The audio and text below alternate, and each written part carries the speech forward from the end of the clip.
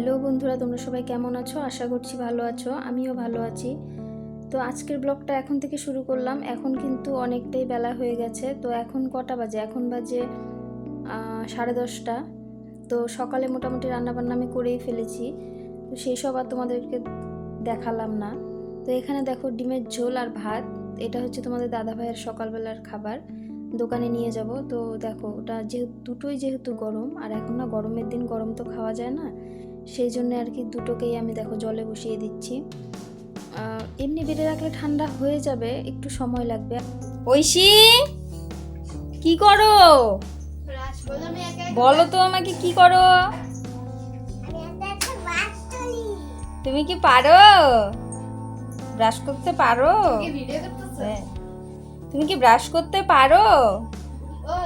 করো তো দেখি কিভাবে করতে হয়। পাপা কেমন করে, এ দেখ এরকম করে ব্রাশটাকে মুখে রাখা। তো দেখো ওখানে কিন্তু আমি ভাত আর তরকারি ঠান্ডা বসিয়ে দিয়ে এখানে ভাত, মানে আমার মেয়ের জন্য ভাত নিয়ে চলে এসেছিলাম। তো এখানে এসে দেখছি ঐশী ব্রাশ করছে। তো এর মাঝখানে একটু ঐশীর সঙ্গে কথা বলে সেটার একটু ভিডিও শ্যুট করে নিলাম।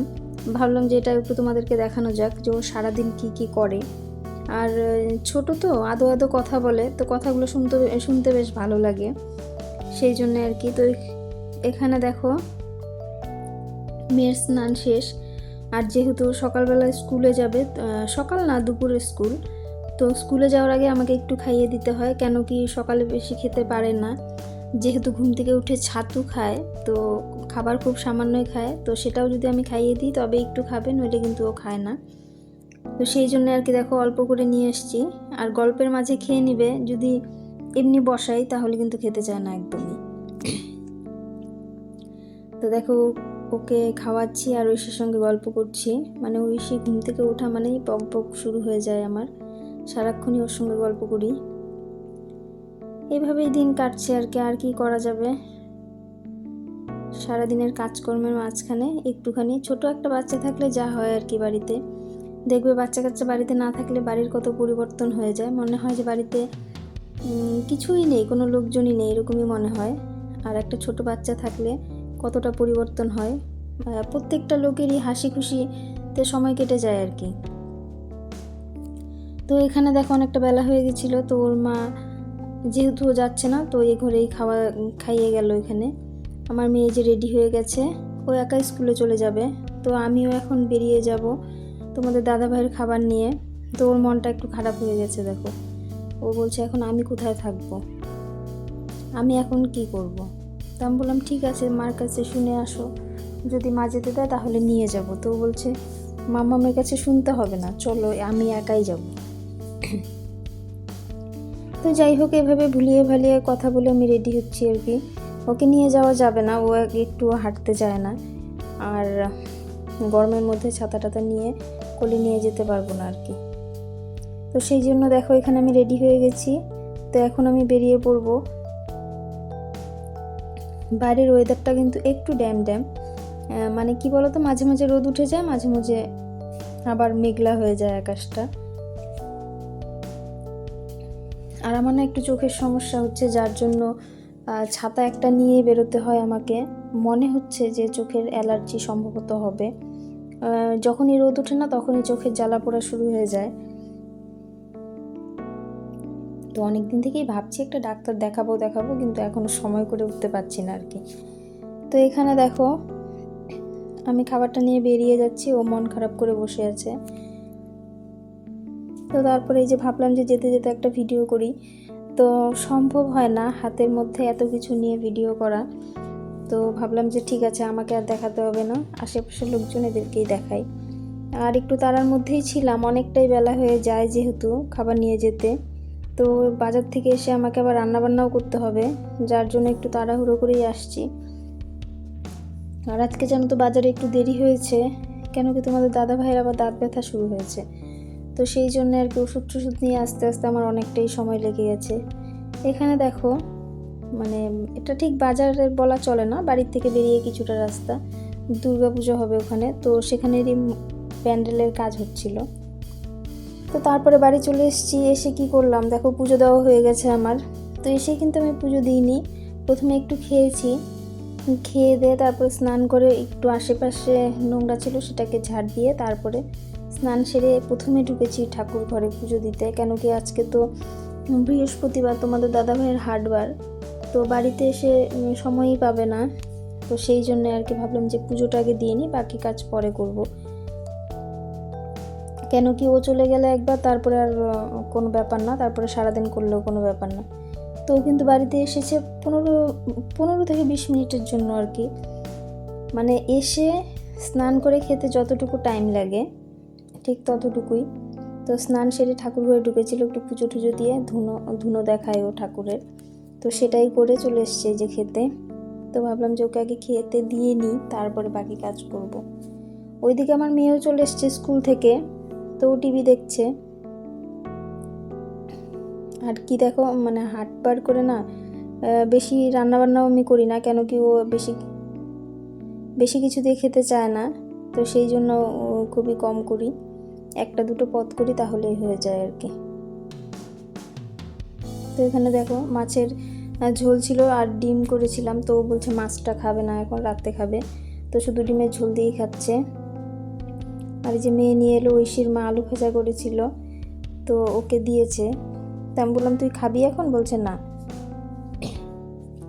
তো বললাম ঠিক আছে তাহলে রেখে দিই, পরে আমি কাজটা সেরে তারপরে এসে তোকে খেতে দিব আর কি। তো তার মাঝখানে কিছু মালপত্র ছিল, ও নিয়ে যাবে দোকানে, তো সেগুলো একটু ব্যাগে গুছিয়ে দিলাম। ওইদিকে ঐশী দেখো ডাকছে মানে কি, ও বলছে দিদি কি ডিম খাবে, তার মানে ওর মা ডিমের অমলেট করেছে, ও যেটাই খাবে না কেন দিদিকে এসে জিজ্ঞেস করে যাবে দিদি কি এটা খাবে। তো ওর কথাতেই কিন্তু এই যে আলু ভাজাও চলে এসছে, এসে বলে গেছে দিদি কি আলু ভাজা খাবে, তাহলে একটু দিব। তো তারপরে দেখো তোমাদের দাদাভাই ওইদিকে খাচ্ছে, তো এখানে আমি ভাবলাম আমার শুধু শুধু দাঁড়িয়ে থেকে লাভ নেই, বেলা কিন্তু অনেকটাই হয়ে গেছে, এখন প্রায় আড়াইটা বাজে। তো ঘরটা ঝাড় দিয়ে নিই। আর সারাক্ষণ ঘরের মধ্যে ছোট বাচ্চা কাচ্চা থাকলে যা হয়, যতবারই ঝাড় দাও ওই টুকিটাকি নোংরা থাকেই। আর যেহেতু আজকে বৃহস্পতিবার, আমি কিন্তু প্রত্যেক বৃহস্পতিবার করে ঘরটা মোছার চেষ্টা করি আর কি। তো এখানে দেখো ঘরটা ঝাড় দিয়ে নিচ্ছি। আর আমার মেয়ে যেই দেখলো একটু যে ক্যামেরাটা অন করা আছে, দেখো ও ক্যামেরার সামনে এলে একটু দুষ্টামি করবেই, ওর এটা অভ্যাস। আর এই যে ঐশী দেখো কিছু প্লেট দিয়ে খেলেছে বিছানায়। ও এখন তো ঘুমোতে চলে গেছে, খেয়ে দিয়ে দুপুরবেলা একটু ঘুমাতে হয়, তো ও গেছে, সেই জন্য আর কি এগুলো গুছিয়ে নিচ্ছি। তোমাদের দাদাভাই এখন বেরিয়ে যাবে, ওর হয়ে গেছে। তো এখন আমি ঘর তোরটা একটু মুছে নিই। কেন যে কোনো মানে অন্য দিন না মুছলেও বৃহস্পতিবার করে আমি মুছি আর কি, হয় মা মুছে নয়তো আমি মুছি, তবে মুছবো, নইলে আর কি মনের শান্তি হয় না, এই আর কি। এমন কোনো ব্যাপার না, মনের শান্তির জন্যই এটা করা আর কি। তো বন্ধুরা এর মাঝখানে বলে রাখি, তোমরা যারা আমার চ্যানেলটাকে এখনও সাবস্ক্রাইব করোনি, তো চ্যানেলটাকে সাবস্ক্রাইব করে পাশে থাকা বেল আইকনটিতে ক্লিক করে অল বাটনে ক্লিক করে রেখো, যাতে করে আমার প্রত্যেকটা ভিডিও নোটিফিকেশন তোমরা খুব সহজেই পেয়ে যাও, অটোমেটিক তোমাদের ফোনে চলে যাবে।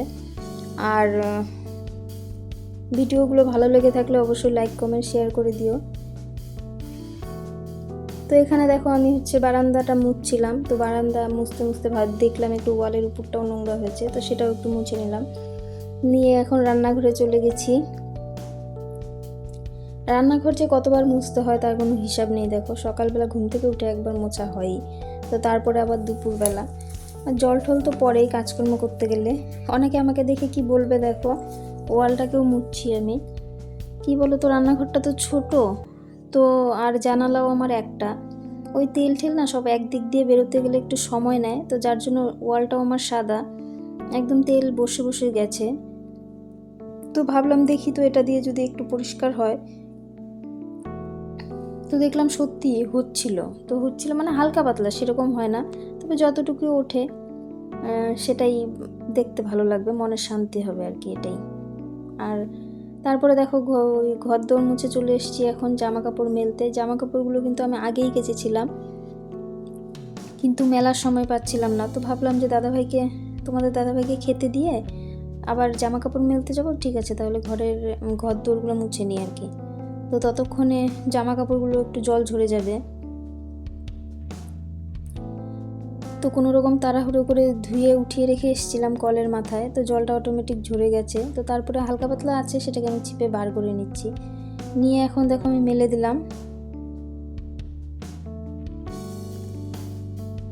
আমি কিন্তু আগের দিন রাতেই ভেবে রাখি যে মানে পরের দিন আমি কি কি করব। তো সেই সব চিন্তা ভাবনা আমার আগের দিন রাতেই থাকে। তারপরে যতটা সম্ভব চেষ্টা করি কমপ্লিট করার। কি বলো তো, সাথে সাথে তো সম্ভব হয় না, যেহেতু আমার আবার একটু বাইরেও যেতে হয়। তো সেই জন্য আর কি চেষ্টা করি আগের থেকে ভেবে একটু গুছিয়ে রাখার। তো কাজকর্ম আমার মোটামুটি রাত 11টা, সাড়ে 11টা, 12টা পর্যন্তও চলে আর কি। কী আর করা যাবে, এটাকেই বুঝি সংসার বলে।